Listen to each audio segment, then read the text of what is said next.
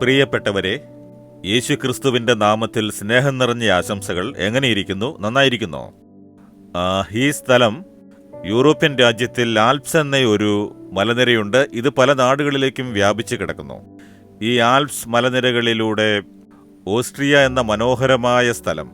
ഇവിടെ മലകൾ കാണാനായി കേബിൾ കാറുകൾ പ്രവർത്തിക്കുന്നുണ്ട്.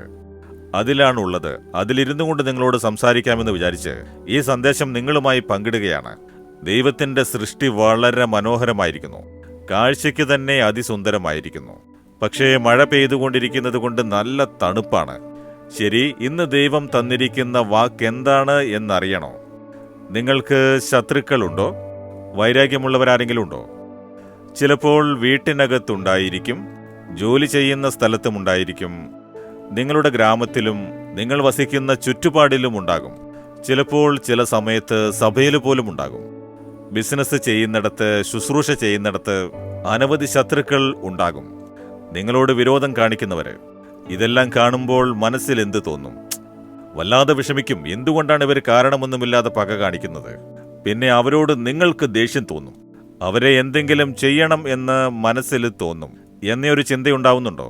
അതിന് നിങ്ങളൊരു കാര്യം ചെയ്യണം. എന്താണ് ചെയ്യേണ്ടത്?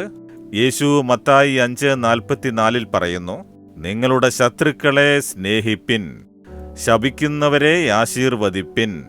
നിങ്ങൾക്ക് ശത്രുക്കൾ ആരെങ്കിലും ഉണ്ടെങ്കിൽ അവരെ സ്നേഹിക്കണം, അവരോട് സ്നേഹം കാണിക്കണം.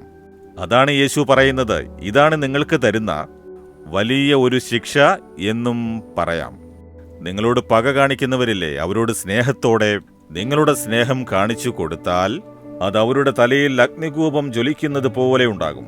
തിന്മ ചെയ്യുന്നവർക്ക് നന്മ ചെയ്യുമ്പോൾ അപ്പോൾ നിങ്ങൾ കർത്താവായ യേശുക്രിസ്തുവിൽ നിന്നും പഠിക്കുന്ന കാര്യം, യേശുവിനോട് അവർ പക കാണിച്ചു. മതപ്രമാണികളും മറ്റനേകരും യേശുവിനോട് പക കാണിച്ചു, യേശുവിനോട് അസൂയപ്പെട്ടു. യേശു സംസാരിച്ചാൽ കുറ്റം, അത്ഭുതം ചെയ്താൽ കുറ്റം.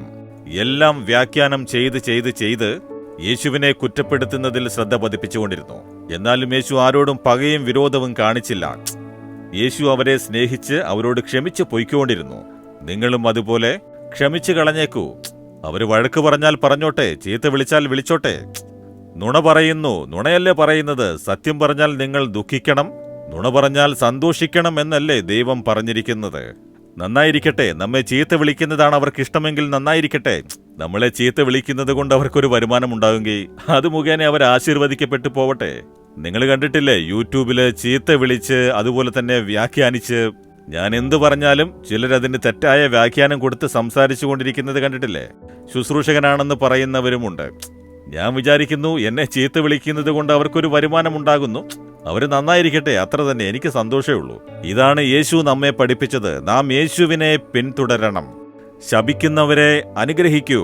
നീ നന്നാവില്ല, നശിച്ചു പോകട്ടെ എന്ന് പറഞ്ഞാൽ നിങ്ങൾ നന്നായിരിക്കട്ടെ, അനുഗ്രഹമുള്ളവരാകട്ടെ എന്ന് പറയൂ. അതാണ് യേശു നമ്മെ പഠിപ്പിച്ചത്. ഇങ്ങനെ ചെയ്യുമ്പോൾ എന്താണ് ഉണ്ടാവുക എന്നാൽ നിങ്ങളെപ്പോഴും സന്തോഷത്തോടെ ഇരിക്കും, മനോല്ലാസത്തോടെ ഇരിക്കാം, യേശുവിന്റെ ആശീർവാദത്തോടെ മനസമാധാനത്തോടെ ഇരിക്കാം.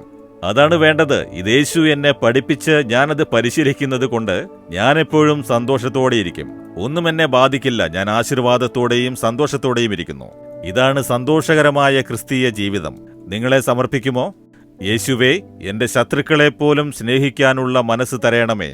എന്നെ ശപിക്കുന്നവരെയും ആശീർവദിക്കുന്ന ഒരു നല്ല ഹൃദയത്തെ എനിക്ക് തരയണമേ.